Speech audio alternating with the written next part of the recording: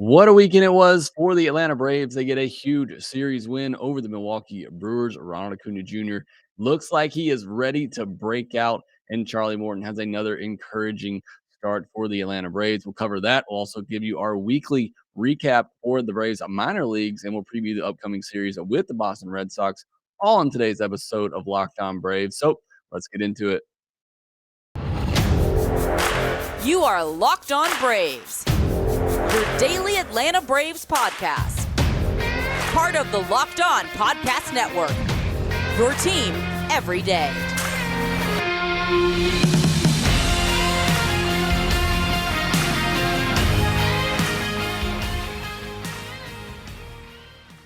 Hey, and welcome back to Locked On Braves, part of Locked On Sports Atlanta, where we cover your favorite Atlanta sports teams each and every day. I am your host, Jake Mastroianni. You can follow me on Twitter at shortstopball. Check out my bio there to see everywhere I am covering the game of baseball, including the Atlanta Braves in written form over at tomahawktake.com. Also, make sure you follow the podcast on Twitter at LockedOn_Braves and subscribe to the Locked On Braves podcast wherever you get your podcast. Subscribe to us on YouTube as well. Comment in the comment sections down there. It really does help out the show, and I try to respond to every comment that we get on each and every episode. And thanks for making Locked On Braves your first listen each and every day. We post episodes daily, 5 days a week, Monday through Friday, and are free and available on all platforms. Before we get into today's episode, I want to remind you that it's brought to you by BetOnline. BetOnline has you covered this season with more props, odds, and lines than ever before. BetOnline, where the game starts.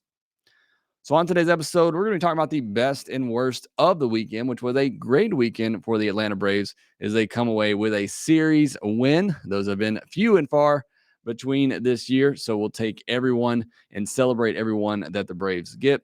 We'll also give you our weekly minor league update as well. Some great performances down on the farm, and we'll preview this upcoming series with the Boston Red Sox. If you can call it a series, it's only 2 games. So we'll dive into that as well. But let's start with our best and worst of the weekend. And for me, the best is certainly Ronald Acuna Jr. He played in all 3 games over the weekend, which in itself is certainly great to see. Playing in right field on Friday and Saturday, and then the DH spot on Sunday. I'm all for getting him out there every single day. I think with the off days coming up, it makes this a little bit easier. But it made sense to play him in all 3 games. I would have been surprised if Brian Snitker didn't.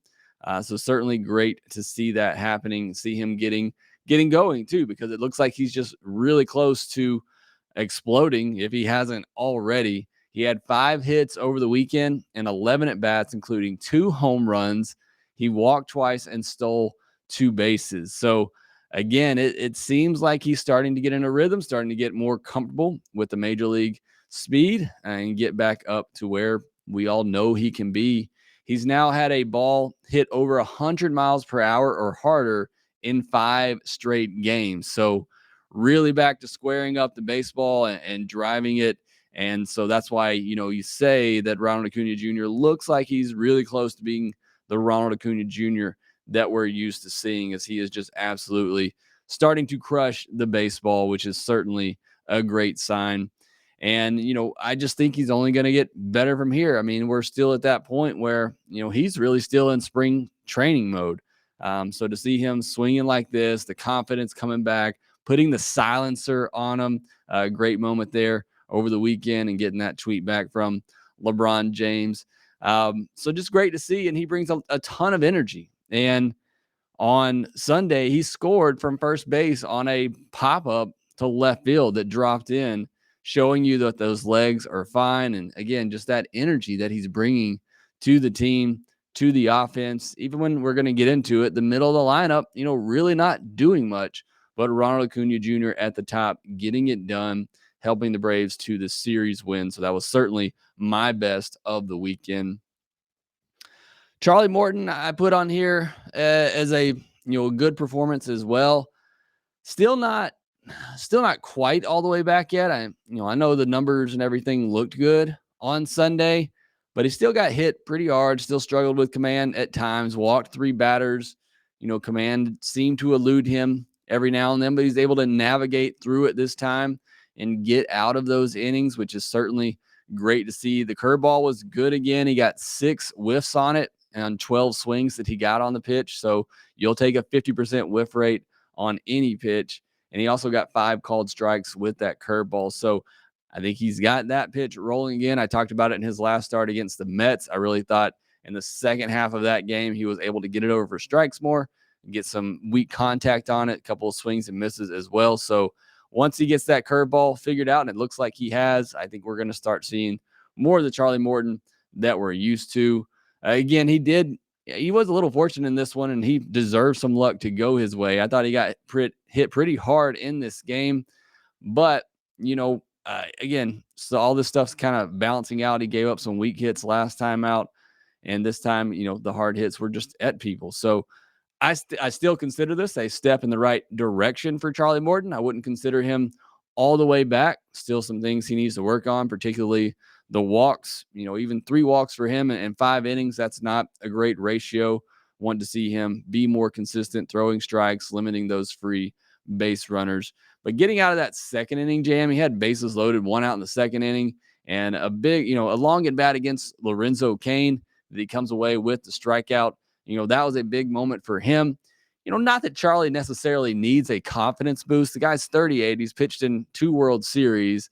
He knows he can get it done, but still, with the way his season's gone so far, I got to imagine that was a big confidence boost for him to get out of that jam without giving up any damage. Those are the moments in the early games, for the last several starts now where things could have gotten away from him, and he could have, allowed a crooked number on the board. So it's big for him to get out of that jam there.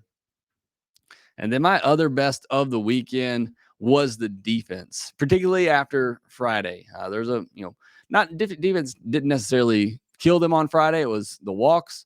But the defense wasn't as spectacular on Friday, but on Saturday, especially, the defense saved that game. You look at that 6th inning and Dansby Swanson making that dive and catch to start that inning. And then the catch by Travis Demeritte. And I talked about it on the postcast. And if you're not already subscribed to Locked On Sports Atlanta, you can see the postcast after just about every game with me and Grant McCauley. But I talked about on that postcast episode, when that ball was hit by Yelich, I looked at Travis. I thought, there's no way he's getting that ball.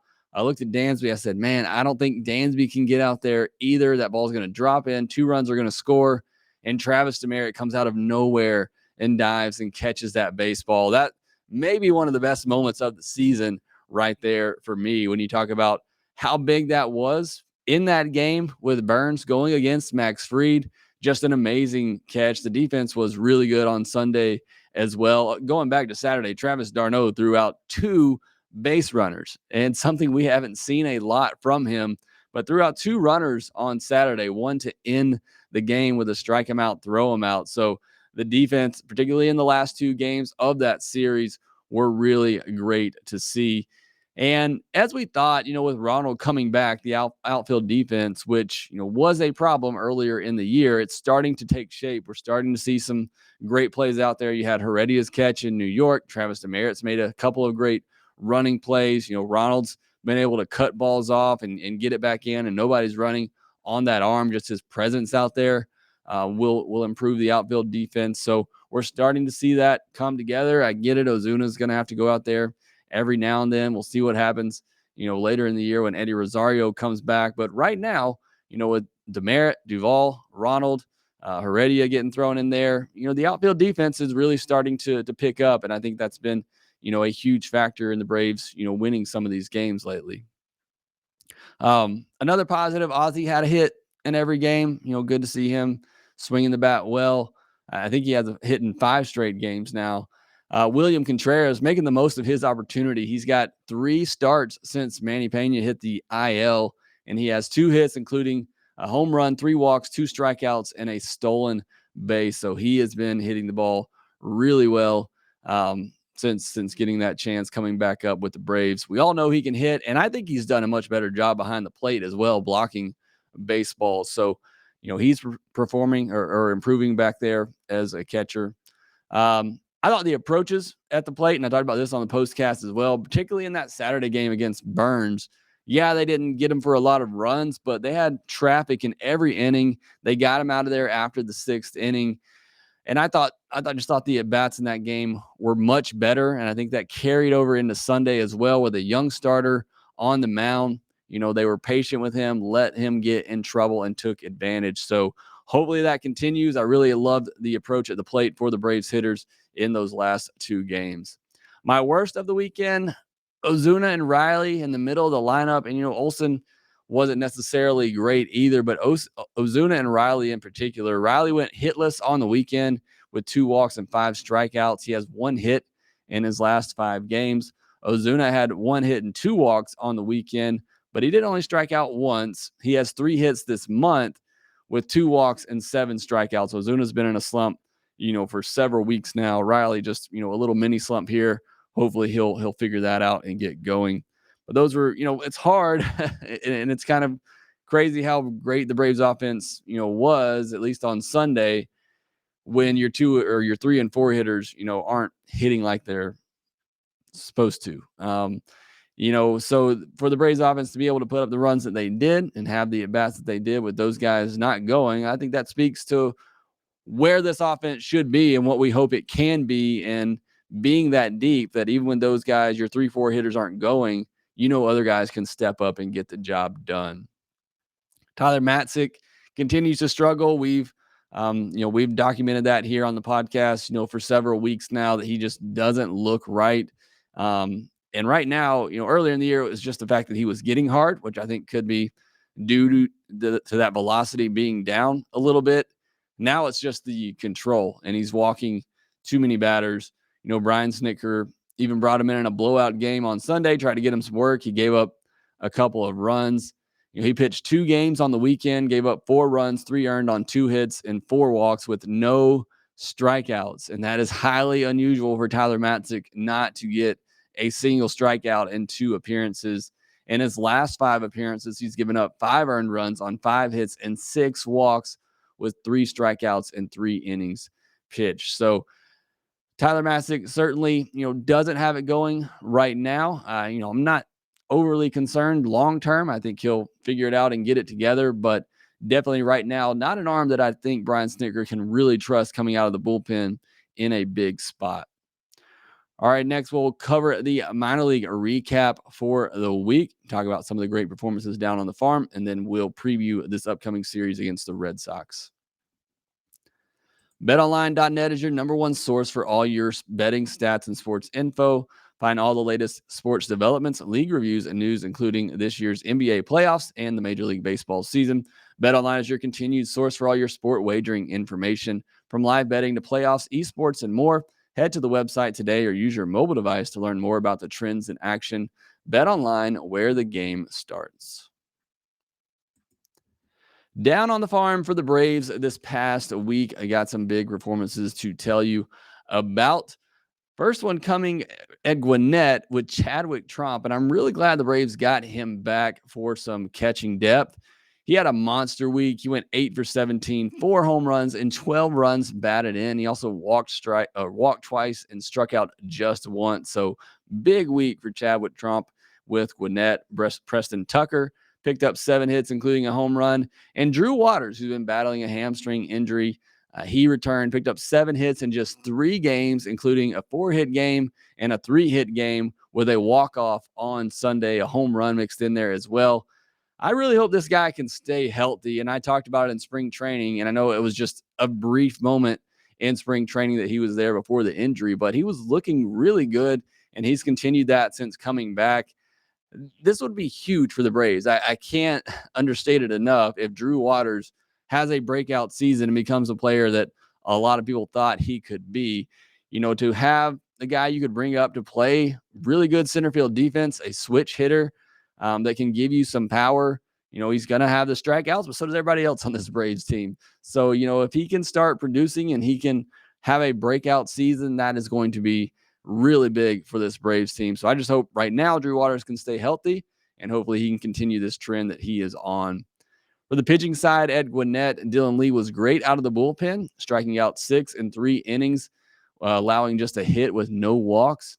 And Bryce Elder gave up 2 earned on 3 hits and a walk over 7 innings with 7 strikeouts. So good to see Bryce Elder go down there, continue to get his work in, and continue to work on that command. And just 1 walk in 7 innings, you'll take that from Bryce. If he could have just done that at the big league level, I think he would still be there. So hopefully he continues to work on those command issues. At Mississippi, not a great week offensively at Gwinnett, but there were a lot of great pitching performances. However, Michael Harris, he led the team with 7 hits, including 4 doubles. He also struck out 8 times and didn't walk, so not great there, but continues to get on base. He has been on base every game so far this year and has a 14-game hitting streak going on as well. So great to see him continuing his good work at Mississippi. Luke Waddell had 5 hits and 4 walks in 5 games, including a home run. And then that great pitching I talked about, Darius Vines made 2 starts this last week and struck out 15 batters in 11 1/3 innings while allowing just 7 hits and 4 walks.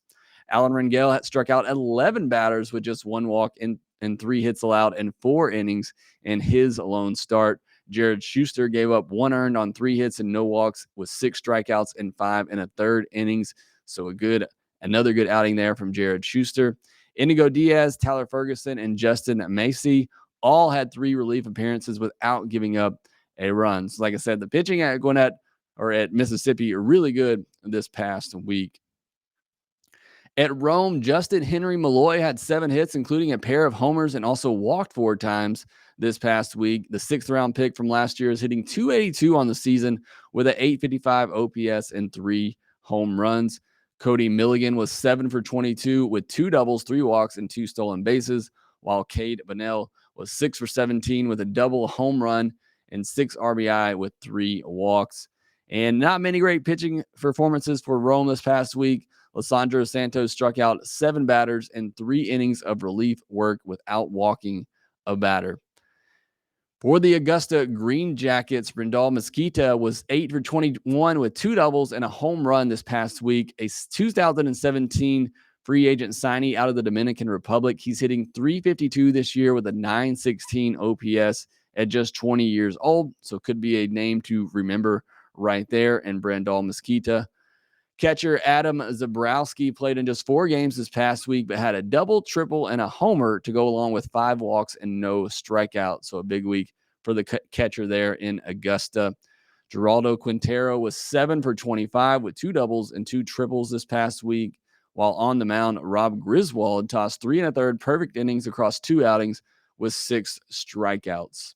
So that's your minor league recap of the week. Some great performances there. Make sure you're tuning in to watch some of these Braves minor leaguers whenever you get a chance. Got some players really starting to make some noise and give a good impression at the big league level.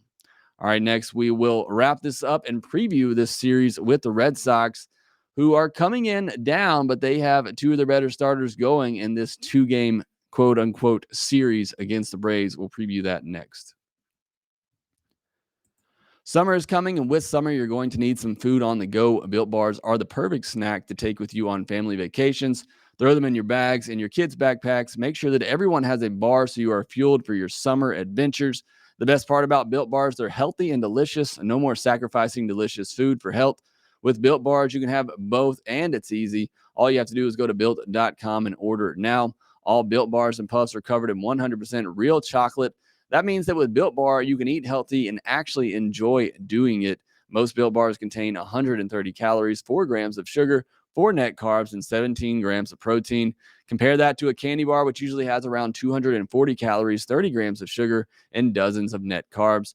Go to Built.com to get all your favorites: banana cream pie, raspberry, double chocolate, and so many more. They are delicious. New flavors are coming out all the time. Check them out at Built.com. And while you're there, enter the promo code LOCKED15 to get 15% off your order. Again, use promo code LOCKED15 for 15% off at Built.com. The Atlanta Braves continue their homestand with a 2-game set against the Boston Red Sox on Tuesday and Wednesday of this week. Got 2 off days this week, one on Monday today, and then another one on Thursday. So you got any questions, send them in. I'll probably get to them on a podcast later in the week. We got several off days this week and a 2-game quote unquote series against the Boston Red Sox. I hate 2-game series sets, whatever you want to call them. That just doesn't seem like baseball to me, but it is what it is. The Red Sox are in for 2. The Red Sox are currently last in the AL East, even behind the Baltimore Orioles, with a record of 10-19, and they come in losing 5 games in a row. They face some really good competition in the Yankees, Twins, Blue Jays, Rays, Blue Jays again, Angels, and White Sox. So been a rough go of things for them. And the White Sox, they just got swept by the White Sox at home. So it's been a rough go of things for the Red Sox. It's too many Sox to be talking about. Coming in here, they're 27th in baseball in runs scored, 20th in average, 28th in on-base percentage, and 26th in slugging. While on the pitching side, they're 18th in team ERA, 13th in WHIP. Their starters have been really good. They're 10th in WHIP and 8th in ERA, and 11th in K per 9. The bullpen walks a ton of batters. Really need to get into their bullpen. As I mentioned, their starters have been really good. And the Braves get 2 of their better starters in Garrett Whitlock and Nathan Eovaldi. Eovaldi, 2.94 ERA and a 107 WHIP and 33 2/3 innings with 36 strikeouts. Whitlock, who's been used more as an opener, he has a 1.25 ERA and 0.69 WHIP in 21 2/3 innings with 29 strikeouts. Again, used more as an opener usually is Whitlock, but went 5 innings in his last outing, and he's gone 4 innings twice this year. So, he can go pretty deep into ball games. And like I said, been one of the Red Sox better pitchers. So going to be a tough matchup for these Braves hitters. On the offensive side for Boston, it's really been Xander Bogaerts, JD Martinez, and Rafael Devers. They all have an OPS between 800 and 900, while everybody else has an OPS under 600. So you can't let those 3 big guys beat you in this series. Got to pitch around them, make sure they come up with nobody on a base, but those are the 3 guys in their lineup you have to watch. As far as the Braves, they're going to be sending out Kyle Wright and Ian Anderson. The off days allow for the Braves to skip that 5th spot in the rotation for now. So you got Kyle Wright and Ian Anderson on plenty of rest coming into this series. Wright had a solid game against the Red Sox in 2020, allowing just 2 earned runs on 2 hits and 3 walks over 6 2/3 innings with 4 strikeouts. Anderson has allowed 2 earned or less in his last 4 starts. Hopefully that will continue. Anderson has faced the Red Sox before, had a rough start against them in Atlanta last year, giving up 5 earned on 7 hits and 1 walk, lasting just 4 innings. So hopefully a little bit better outcome this time around against the Red Sox. Again, the 2-game series, I don't like it. And you really just, it's like a 4-game series. You hope you come out with a split. With where the Red Sox are right now, would obviously love to sweep this 2-game series, but I'd say the Red Sox probably aren't going to lose 7 in a row, but certainly hope that is the case. But with the Braves going up against their 2 best starters, again, I think a split here is perfectly fine, but obviously, you want to win some of these series at some point and not just split all these 2 and 4-game series. I really just want to see the Braves overall for them just continue to have good at bats. Again, like I said, going up against the Red Sox 2 best starters, I want to see them continue to have good at bats, be engaged, battle in every at bat, and continue to get base runners on, make the other pitchers work, get into that Red Sox bullpen, play good defense as we saw at times over the weekend, and don't walk batters. That has really killed the Braves this year when they've had either a starter, which Ian Anderson can struggle at times with walking batters, or reliever like Tyler Matzik on Friday coming in and just walking batters. So limit the walks, play good defense, have competitive at bats. That's what I'm looking for in this series for the Atlanta Braves.